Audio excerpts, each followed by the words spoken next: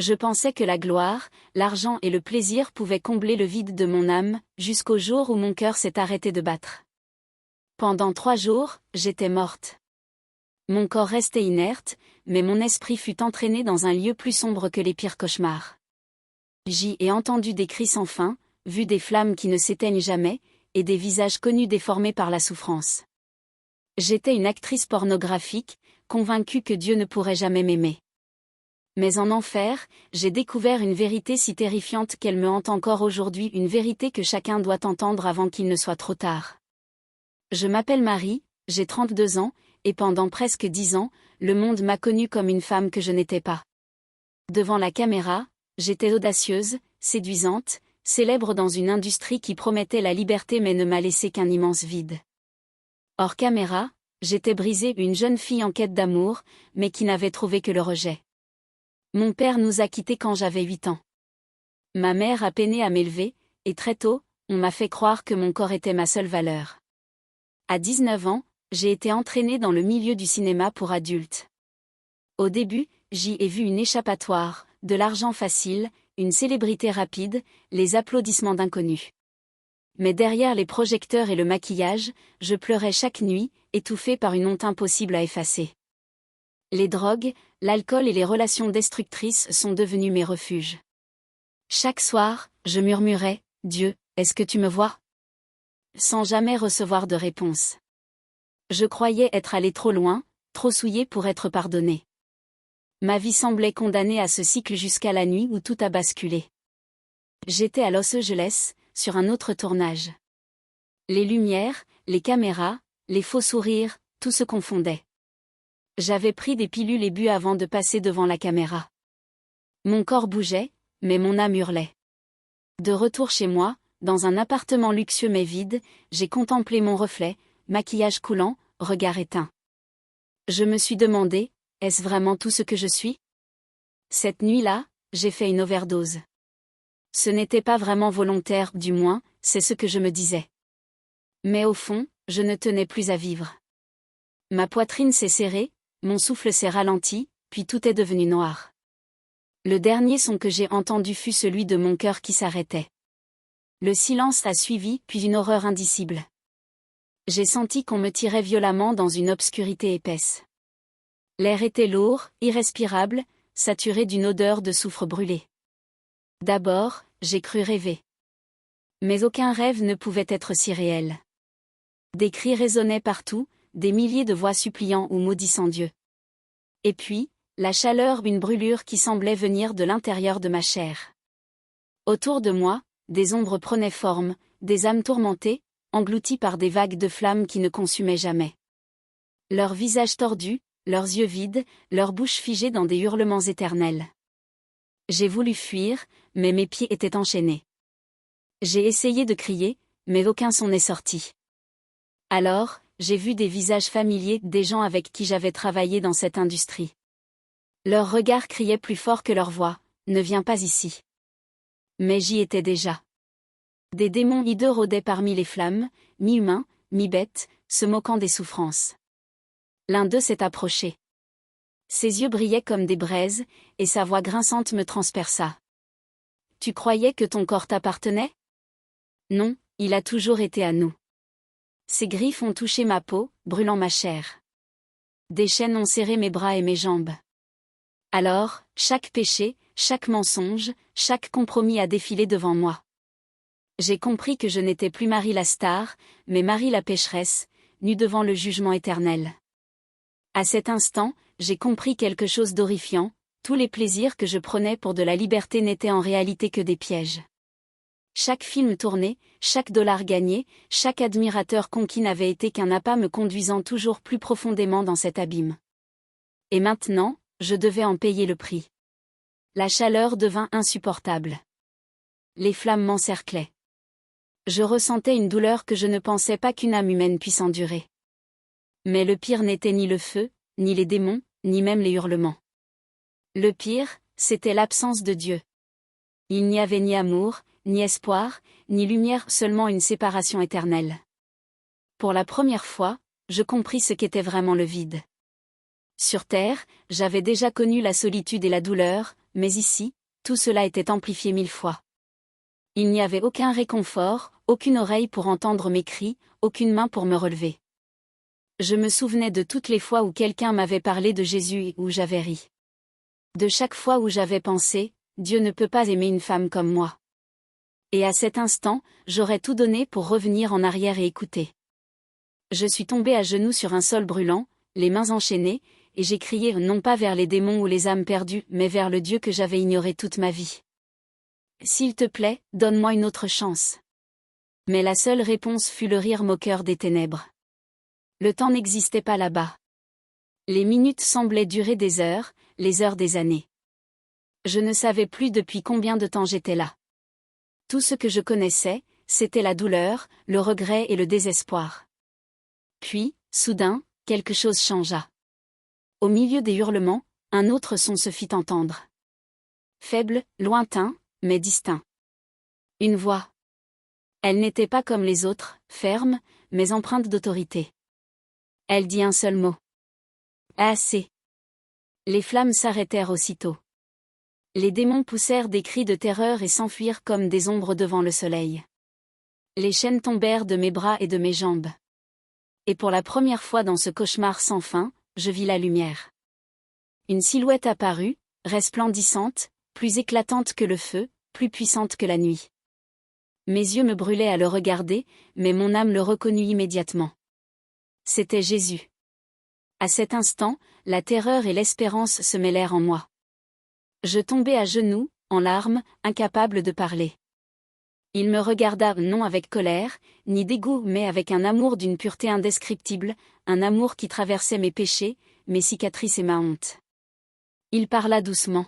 « Marie, je ne t'ai pas créée pour ce lieu. » Les larmes coulaient sur mon visage. « Seigneur, je ne te mérite pas, regarde ce que j'ai fait. Regarde qui je suis. » Il répondit. « Je t'ai vu lorsque tu pleurais seule la nuit. Je t'ai vu quand tu croyais que tu ne valais rien. J'étais là, même dans ton silence. Mon sang a été versé pour toi. Mais tu dois choisir, la vie ou la mort, la lumière ou les ténèbres. » À cet instant, les flammes rugirent de nouveau. L'enfer me tirait vers le bas. Les chaînes s'agitaient, les démons hurlaient. Mais Jésus tendit la main vers moi, une main marquée de blessures, témoignage d'un sacrifice éternel. J'avais un choix à faire. Avec tout ce qui me restait de force, j'ai tendu ma main vers la sienne. Mes doigts tremblaient, l'air était lourd, les ténèbres me tiraient en arrière. Puis, nos mains se touchèrent. Tout changea. Ce fut comme si j'étais arraché des griffes de la mort elle-même. Les ténèbres hurlèrent. Le sol trembla. Des voix crièrent. « Elle ne t'appartient pas. Elle est à nous. » Mais la main de Jésus me tenait fermement, une main au pouvoir inébranlable. La lumière qui émanait de lui consuma les flammes, et les démons s'enfuirent comme des insectes devant le feu. En un instant, je fus arraché du gouffre.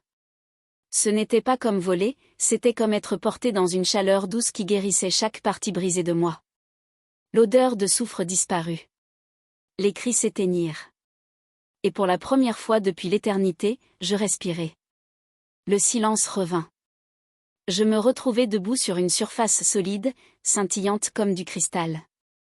En baissant les yeux, je vis mes bras, plus aucune cicatrice, plus aucune trace de honte. Je portais une robe blanche comme la neige, non faite de main d'homme. Les larmes me montèrent aux yeux. Pourquoi moi? Pourquoi sauver une femme comme moi? Jésus se tourna vers moi. Son visage brillait plus fort que le soleil, mais je pouvais voir les marques dans ses mains et ses pieds. Ses yeux, ce n'étaient pas des yeux de reproche, mais des yeux d'un amour plus profond que la mer, plus fort que la mort. Et il me dit, d'une voix douce mais puissante. « Parce que je t'aime. Parce que tu n'as jamais été trop perdu pour moi. Je suis mort pour toi. Même quand tu ne me connaissais pas, mon sang suffisait déjà. » Je suis tombé à ses pieds, bouleversé. Toutes les mensonges que j'avais cru que j'étais sans valeur, impossible à aimer, impardonnable, se sont effondrés en un instant. Puis, il a fait quelque chose que je n'oublierai jamais, il a posé sa main sur mon front. Aussitôt, des visions ont défilé devant mes yeux. J'ai revu mon enfance, une petite fille en manque des bras de son père. Puis mon adolescence, marquée par le rejet et la douleur. Le moment où j'ai signé ce premier contrat, croyant trouver la liberté. Et toutes ces nuits de drogue, de honte et de larmes. Mais il m'a montré davantage. Chaque fois que je pleurais seule dans ma chambre, chaque fois que je pensais que personne ne me voyait, il était là. À chaque cri silencieux, chaque larme cachée, il était présent, pleurant, souffrant, attendant. Je me suis effondrée en larmes. Seigneur, j'ai perdu tant d'années. Mais il a secoué doucement la tête. Rien n'est perdu quand tu me le donnes. Tes cicatrices deviendront des témoignages. Ta honte racontera ma grâce. Mais tu dois me choisir totalement. Pas à moitié. Pas pour une saison. Totalement. J'ai hoché la tête en pleurant. Oui, Seigneur, je te choisis. Alors, j'ai entendu un chant, d'abord lointain, puis de plus en plus fort, emplissant l'air autour de moi. Des anges chantaient, et leur voix était d'une pureté et d'une joie indescriptibles. Puis j'ai compris, ils se réjouissaient pour moi. Mais la vision n'était pas terminée. Jésus a repris ma main, et soudain nous nous sommes déplacés plus vite que la pensée, plus vite que la lumière. En un instant, il m'a montré quelque chose d'encore plus bouleversant que l'enfer, des millions de personnes marchant dans la vie comme des aveugles. Certains étaient riches, souriants, mais vides à l'intérieur. D'autres étaient brisés, dépendants, souffrant comme je l'avais été. Ils riaient, faisaient défiler leur téléphone, couraient après le plaisir et l'argent, mais des chaînes invisibles liaient leurs âmes. La voix de Jésus résonna. Voilà pourquoi je pleure. Beaucoup marchent sur le même chemin que toi, sans savoir où ils mènent. Ils pensent vivre, mais ils se dirigent vers la mort. Marie, tu dois leur dire. Mon cœur battait fort. Mais, Seigneur, qui m'écoutera? Je ne suis qu'une actrice pornographique. Mon nom est sali, tout le monde connaît ma honte. Son regard pénétra mon âme. C'est justement pour cela que tu dois le dire. Parce qu'ils verront que tu n'as pas pu te sauver toi-même. Ils verront ce que ma grâce peut accomplir.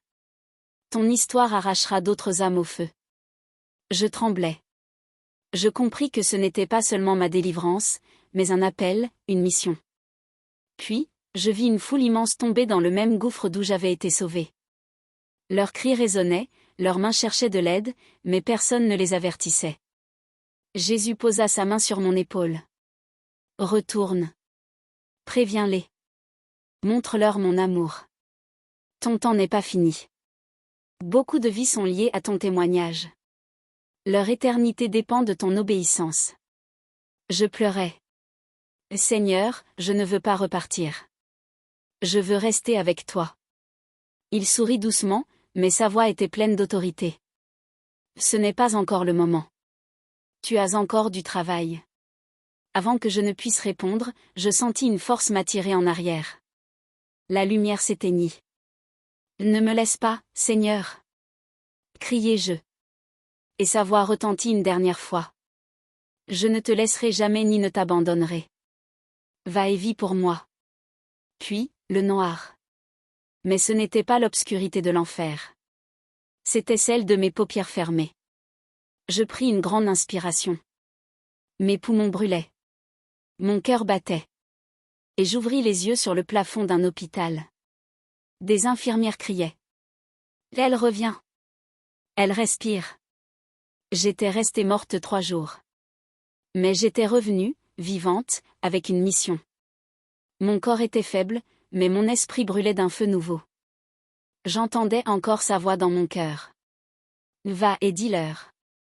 Au début, je croyais que tout cela concernait seulement ma propre libération, quitter l'industrie pornographique, recommencer à zéro.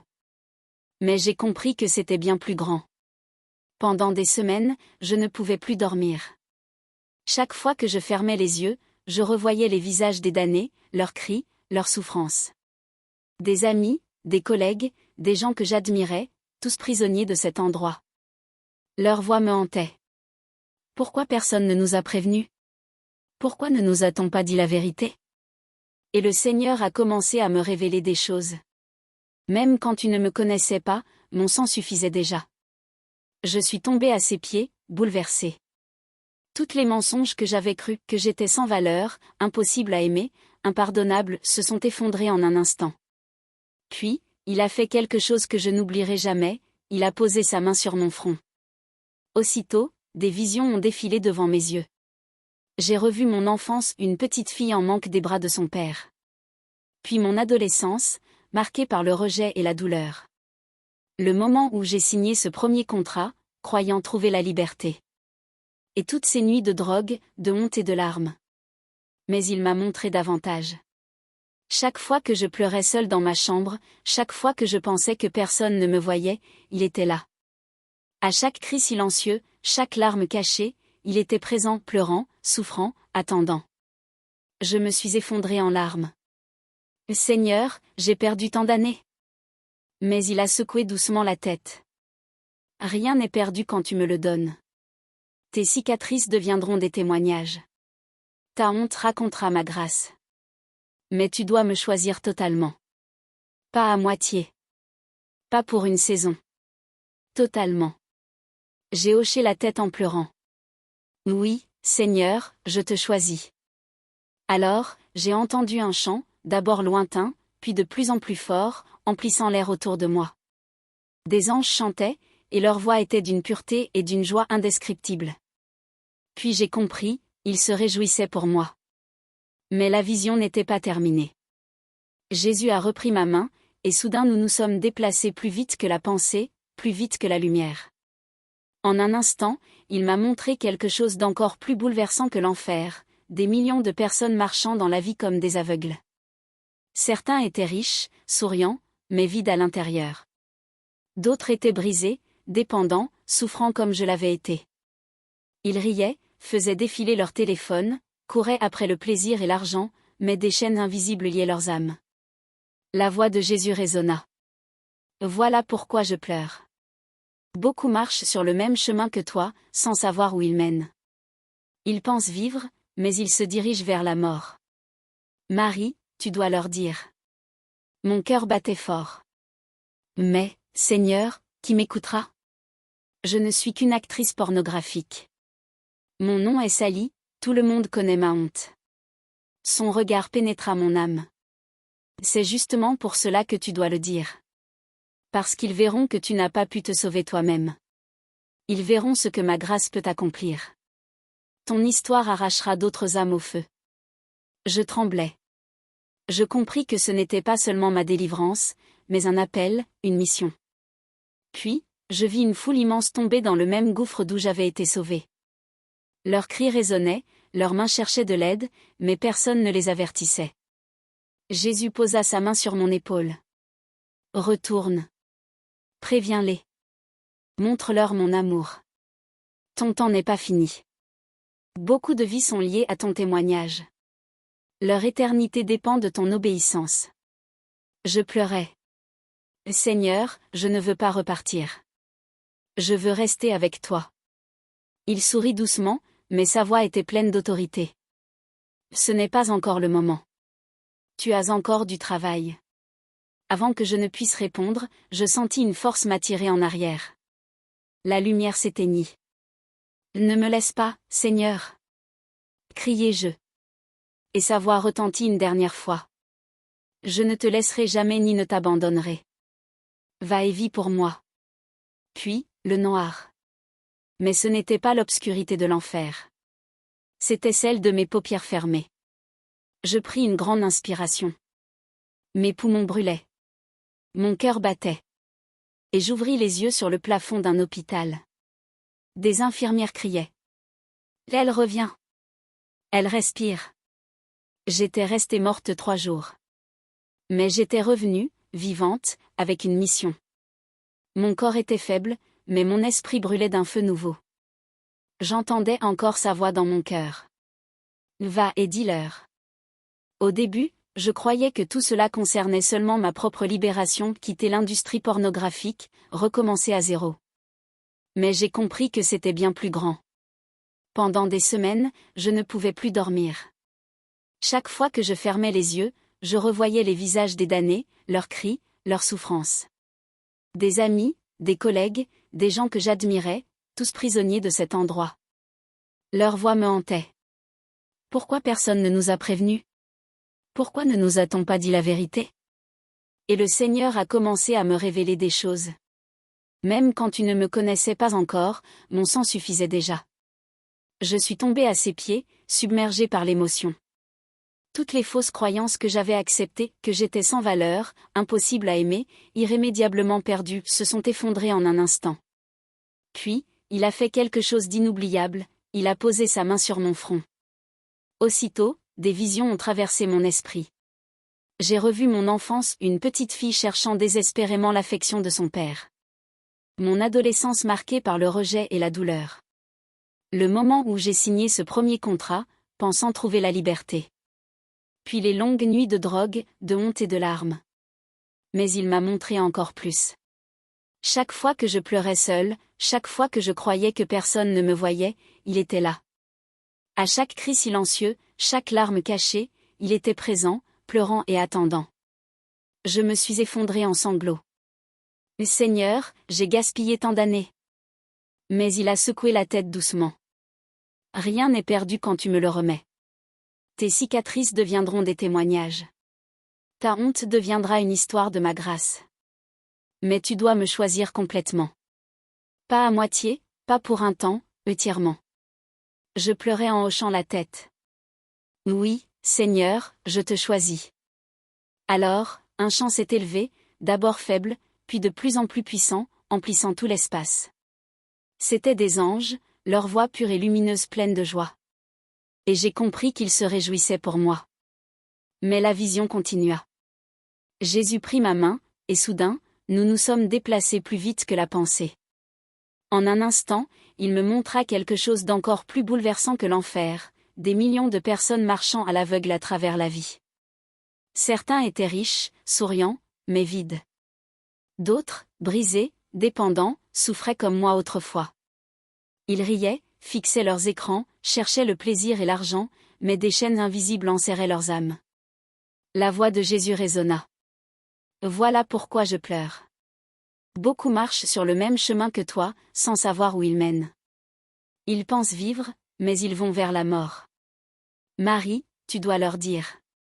Mon cœur battait fort. Mais, Seigneur, qui m'écoutera? Je ne suis qu'une actrice pornographique. Mon nom est sali, tout le monde connaît ma honte. Il me regarda avec intensité. C'est justement pour cela que tu dois parler. Ils sauront que tu n'as pas pu te sauver toi-même. Ils verront ce que ma grâce peut accomplir. Ton histoire arrachera d'autres à la perdition. Je tremblais. Je compris que ce n'était pas seulement ma délivrance, mais un appel. Puis je vis une foule immense tomber dans le même gouffre d'où j'avais été sauvée. Leurs cris résonnaient, leurs mains cherchaient de l'aide, mais personne ne les avertissait. Jésus posa sa main sur mon épaule. Retourne. Préviens-les. Montre-leur mon amour. Ton temps n'est pas terminé. Beaucoup de vies dépendent de ton témoignage. Leur éternité repose sur ton obéissance. Je pleurais. Seigneur, je ne veux pas repartir. Je veux rester avec toi. Il sourit doucement, mais sa voix était ferme. Ce n'est pas encore l'heure. Tu as encore une mission. Avant que je ne réponde, je sentis une force m'attirer en arrière. La lumière disparut. Seigneur, ne me laisse pas. Criai-je. Et sa voix retentit une dernière fois. Je ne te laisserai jamais ni ne t'abandonnerai. Va et vis pour moi. Puis, tout devint noir, non pas l'obscurité de l'enfer, mais celle de mes paupières fermées. Je pris une grande inspiration. Mes poumons brûlaient. Mon cœur battait. Et j'ouvris les yeux, un plafond d'hôpital. Des infirmières criaient. Elle revient. Elle respire. J'avais été morte 3 jours. Et me voilà vivante, porteuse d'une mission. Mon corps était faible, mais mon esprit brûlait comme le feu. Sa voix résonnait encore en moi. Va et dis-leur. Au début, je pensais que cela ne concernait que ma propre délivrance, quitter le monde du péché, recommencer à neuf. Mais j'ai compris que c'était bien plus profond. Pendant des semaines, je ne pouvais plus dormir. Chaque fois que je fermais les yeux, je revoyais les visages de ceux qui souffraient en enfer, des amis, des collègues, des gens que j'admirais. Leurs cris me hantaient. Pourquoi personne ne nous a prévenus? Pourquoi ne nous a-t-on pas dit la vérité? Et le Seigneur commença à me révéler des choses. La question est, laisseras-tu Jésus te sauver avant qu'il ne soit trop tard? C'est la révélation que j'ai rapportée, et elle t'est destinée. Dès l'instant où j'ai quitté cet hôpital, j'ai su que ma vie ne serait plus jamais la même. J'ai rompu tout lien avec cette industrie, supprimé chaque contact qui me ramenait vers les ténèbres, et je me suis entièrement donné à Jésus-Christ. Ce ne fut pas facile. Les tentations sont revenues. L'ennemi murmurait, « Tu vas encore échouer. » Mais chaque fois, je repensais au feu, aux cris, et surtout à la main qui m'avait tiré de là.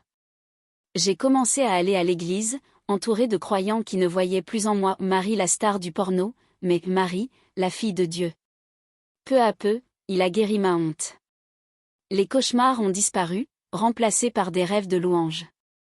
Les drogues ont perdu leur emprise, et le vide en moi a été comblé par une paix que je n'avais jamais connue. Aujourd'hui, je ne vis plus pour les caméras, mais pour le Christ. Je ne cours plus après l'argent, mais après les âmes. Mon histoire ne parle pas de mon passé, mais de sa miséricorde.